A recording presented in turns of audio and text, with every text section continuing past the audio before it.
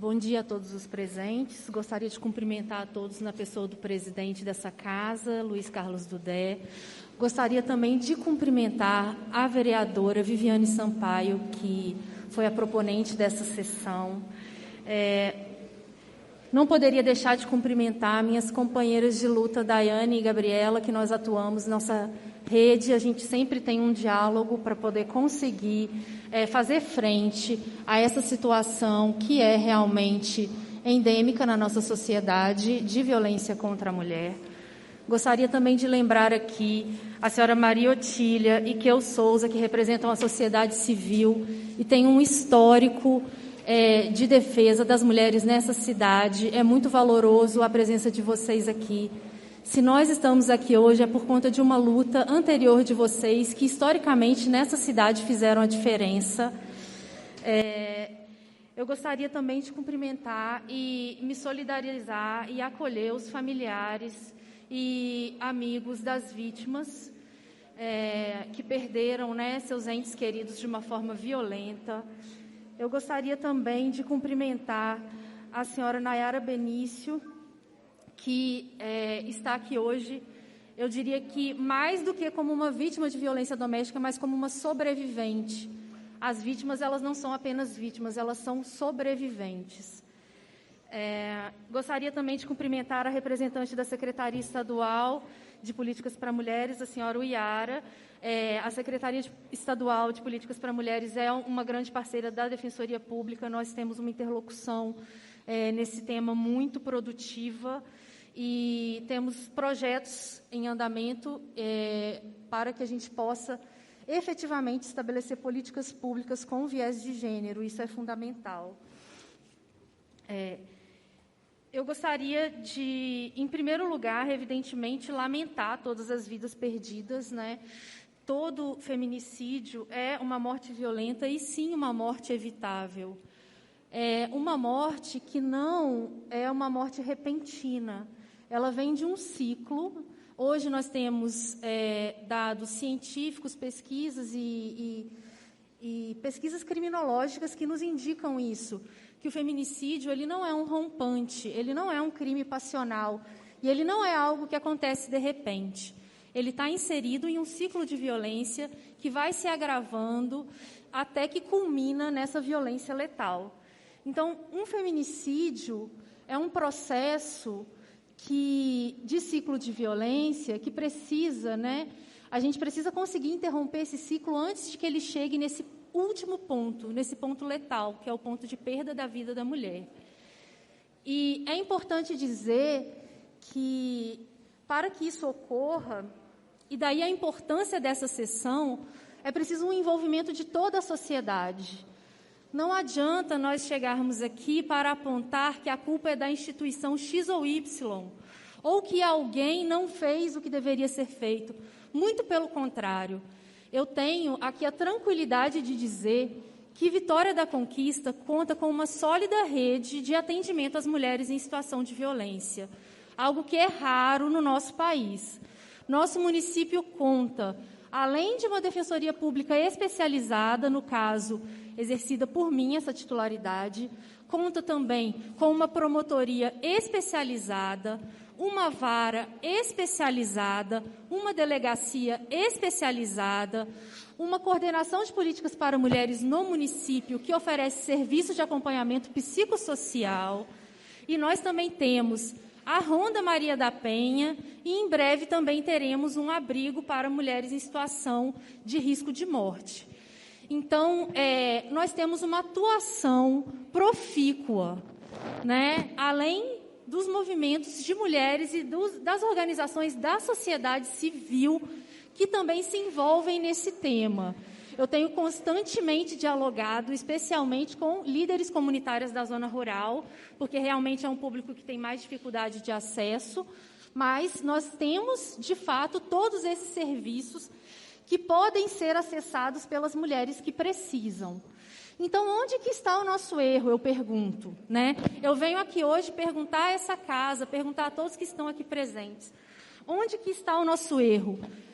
Eu acredito que o erro não seja da instituição X ou Y, mas sim é um problema estrutural da nossa sociedade. Nós precisamos reconhecer que a violência de gênero é uma questão estrutural e estruturante na nossa sociedade que precisa ser endereçada dessa maneira. Não adianta a gente querer acabar com a violência contra a mulher com ações pontuais. Nós precisamos de um diálogo constante com os serviços, né? A gente precisa falar desse tema sempre e a gente precisa fazer isso de uma forma eficaz, que é modificando a cultura machista da nossa sociedade. Somente dessa maneira a gente vai conseguir vislumbrar um futuro em que a gente possa erradicar a violência de gênero. Então, eu me dirijo a essa casa hoje, né, para dizer que, segundo a ONU, a violência contra a mulher é a violação de direitos humanos mais tolerada em todo o mundo. Ou seja, as visões machistas e patriarcais ainda predominam não só na sociedade brasileira.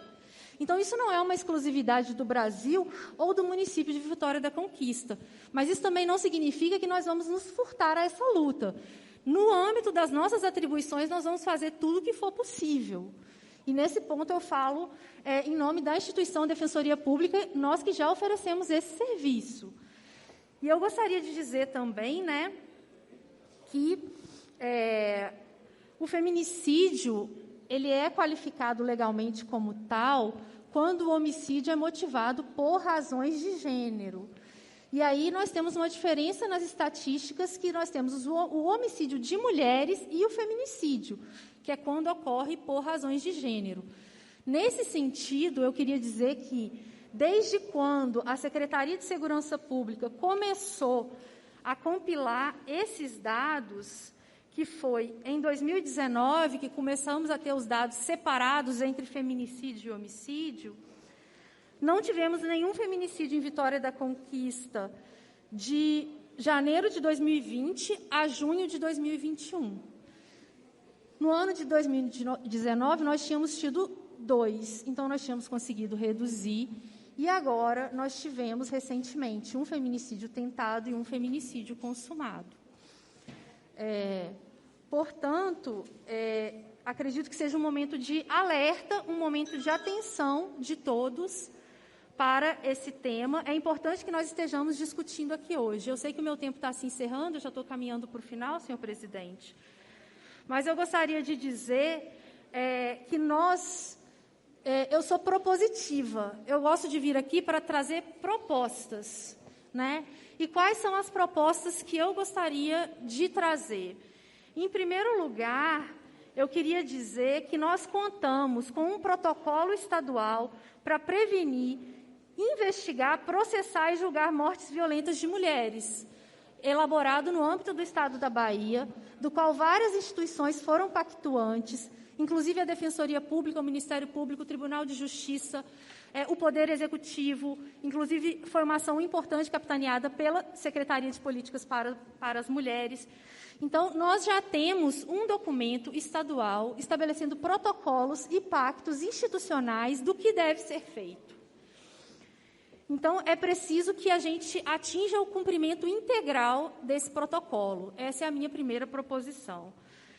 A minha segunda proposição é em relação às nossas escolas municipais, porque nós temos na Lei Maria da Penha a previsão de que, né, lá no artigo 8º, uma das formas de coibir a violência doméstica e familiar contra a mulher seria a promoção de programas educacionais que disseminem valores éticos de irrestrito respeito à dignidade da pessoa humana, com perspectiva de gênero e de raça e etnia. E por que isso é importante? Porque nós sabemos que as mulheres negras são mais vitimadas em crimes letais de feminicídio do que as mulheres brancas. Então, eu preciso trazer aqui também esse recorte de gênero e também de raça, né? A gente tem dados consistentes do Fórum de Segurança Pública de que o feminicídio entre as mulheres brancas diminuiu, enquanto o feminicídio entre mulheres negras aumentou. Então, nós precisamos estar atentos a esses dados para elaborar políticas com interseccionalidade de classe, raça e gênero. E aí é muito importante as nossas escolas municipais. Essa norma está sendo cumprida, nós precisamos levar esse debate para que a gente eduque meninos e meninas de uma forma não machista. É aí que a gente começa a mudar. Não adianta, a gente precisa trazer esse problema como um problema estrutural. E isso foi reforçado por uma lei recente também, a Lei 14.164 de 2021, uma lei federal, que incluiu a prevenção da violência contra a mulher como tema transversal nos currículos da educação básica. Então, dentro das competências que nos atribuem aqui no nosso município, é algo que nós temos que pensar. Esses programas nas escolas municipais precisam ser cumpridos. Outro ponto que eu gostaria de trazer, a formação dos agentes de saúde, que é algo que também nós podemos fazer aqui no nosso município. Os agentes de saúde, muitas vezes, são a porta de entrada da mulher que está em situação de violência, porque ela ainda não se vê preparada ou não tem ainda condições de formalizar uma denúncia perante a delegacia, perante a defensoria, perante o Ministério Público, perante a Polícia Militar. E muitas vezes a primeira pessoa que vai ter o contato com aquela situação de violência é o agente de saúde, porque ele vai chegar naquela casa e vai ver sinais de agressão e vai ouvir um relato. Então, é preciso que eles estejam preparados para receber essas demandas. E, por fim, também eu gostaria de propor que sejam criados programas de inclusão de mulheres em situação de violência na economia produtiva, para qualificação para o mercado de trabalho. Ontem mesmo, eu estava lendo uma pesquisa do Fórum de Segurança Pública, em que o motivo apontado por maior parte das mulheres que permanecem no ciclo de violência é ainda a dependência econômica. Eu estou finalizando, presidente, prometo. Então, assim, é a última coisa que eu queria dizer. Porque a pandemia elevou o nível de pobreza feminina. A pandemia aumentou a pobreza e, especialmente, aumentou a pobreza feminina. E isso gera uma maior vulnerabilidade, uma maior dificuldade para que essas mulheres rompam esse ciclo de violência. Então, é preciso que a gente estabeleça programas, políticas públicas, para que a gente possa inserir essas mulheres no mercado de trabalho, para que isso seja também uma ferramenta de rompimento do ciclo de violência.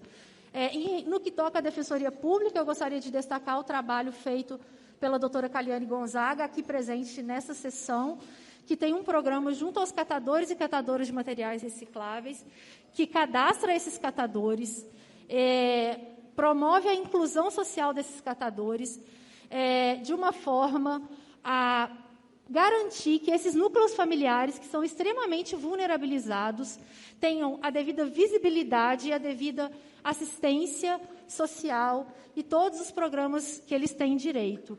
Então, é importante que nós tenhamos mais programas como esse, para todas as categorias, e especialmente com foco nas mulheres vítimas de violência. Eu peço desculpas por exceder o meu tempo, mas é que eu trabalho com isso todo dia, e eu fico querendo falar, sabe? Então, eu gostaria de encerrar e agradecer a paciência de vocês, embora tenha extrapolado o tempo. Obrigada.